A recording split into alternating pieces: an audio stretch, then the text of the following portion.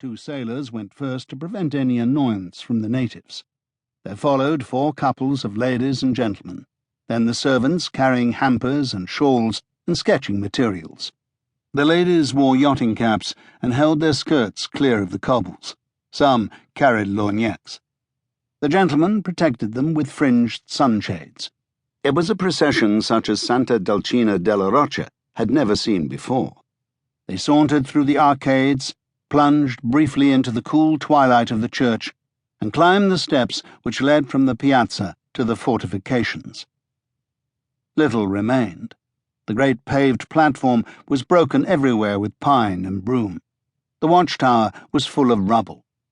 2 cottages had been built in the hillside from the finely cut masonry of the old castle, and 2 families of peasants ran out to greet them with bunches of mimosa. The picnic luncheon was spread in the shade. "Disappointing when you get up here," said the owner of the yacht apologetically. "Always the way with these places. Best seen from a distance." "I think it quite perfect," said Hermione, "and we're going to live here. Please don't say a word against our castle." Gervais laughed indulgently with the others. But later, when his father died, and he seemed to be rich, the project came to life. Gervais made inquiries. The castle belonged to an elderly lawyer in Genoa who was happy to sell. Presently a plain square house rose above the ramparts, and English stocks added their sweetness to the myrtle and the pine. Gervais called his new house the Villa Hermione, but the name never caught the local fancy. It was cut in large square letters on the gateposts, but honeysuckles spread and smothered it. The people of Santa Dulcina spoke always of the Castello Crouchback, until eventually the family accepted the name, and Hermione, proud bride, was left without commemoration. Whatever its name, however, the Castello kept the character of its origin. For 50 years, until the shadows closed on the Crouchback family, it was a place of joy and love. It was the place of Guy's happiest holidays with his brothers and sister. Guy's father and Guy himself came there for their honeymoons. It was constantly lent to newly married cousins and friends. The town changed a little, but neither railway nor high road touched that happy peninsula. A few more foreigners built their villas there. The inn enlarged itself, installed sanitation of a sort, and a cafe-restaurant took the name of Hotel Eden and abruptly changed it during the Abyssinian crisis to Albergo del Sol. The garage proprietor became secretary of the local fascists. But as Guy descended to the piazza on his last morning, he saw little that would have been unfamiliar to Gervais and Hermione.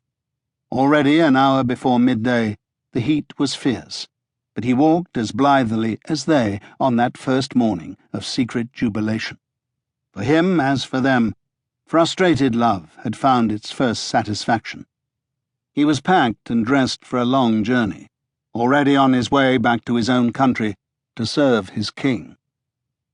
Just 7 days earlier, he had opened his morning newspaper on the headlines announcing the Russian-German alliance. News that shook the politicians and young poets of a dozen capital cities brought deep peace to one English heart. 8 years of shame and loneliness were ended.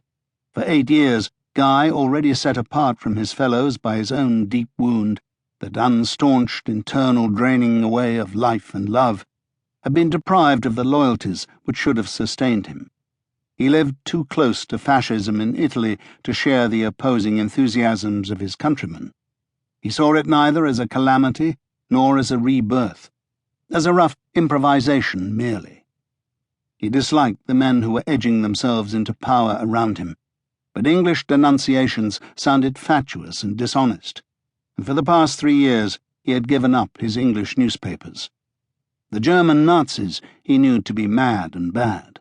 Their participation dishonoured the cause of Spain, but the troubles of Bohemia the year before left him quite indifferent.